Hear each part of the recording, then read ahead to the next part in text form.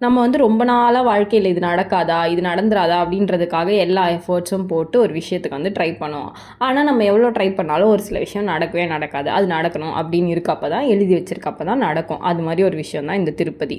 So நம்ம வந்து முன்னாடியே வந்து ஒரு டைம் வந்து ரொம்ப ட்ரை பண்ணி லாஸ்ட் மினிட்ல அந்த பிளான் வந்து பயங்கரமாக கேன்சல் ஆச்சு.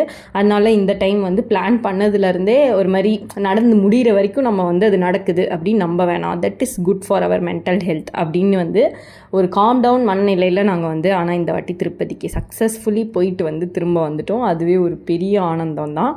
அந்த மலை வந்துட்டு உண்மையாலே சொல்லணும்னா நான் முன்னாடி ஒரு வாட்டி வந்து ட்ரை பண்ணியிருக்கேன். பட் இவ்வளோ பெரிய மலை இருக்கும் அப்படின்றது என் அறிவுக்கு வந்து எட்டவே இல்லை.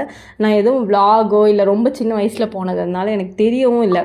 இதை வந்து பார்த்த உடனே தான் வாவ், நம்ம ஆக்சுவலாக ஒரு வெக்கேஷனுக்கு வந்திருக்கோம் அப்படின்ற மாதிரி ஒரு ஃபீல்ஸில் வந்து நான் வந்து பயணித்து போயிட்டுருந்தேன்.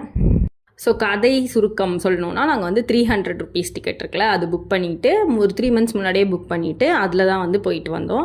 அதில் வந்து சொன்ன டைம்க்கே வந்து உள்ளே விட்டுட்டாங்க. 3 hours வந்து சாமி பார்த்துட்டோம். லட்டு வாங்குகிற இடத்துலையும் கூட்டம் இல்லை. அப்புறம் லைட்டாக மழை வேறு வந்துச்சு. அது எல்லாமே ஒரு மாதிரி வா அப்படின்னு சொல்லி இந்த நார்மலான வாழ்க்கையை வந்து ஒரு 1 day வந்து ஃபுல் டே மறக்க வச்ச மாதிரி ஒரு நல்ல அமைதியான ஒரு மனநிலையை திருப்பதி ஆக்சுவலி கொடுத்துச்சு அவ்வளோ கூட்டத்துலேயும்.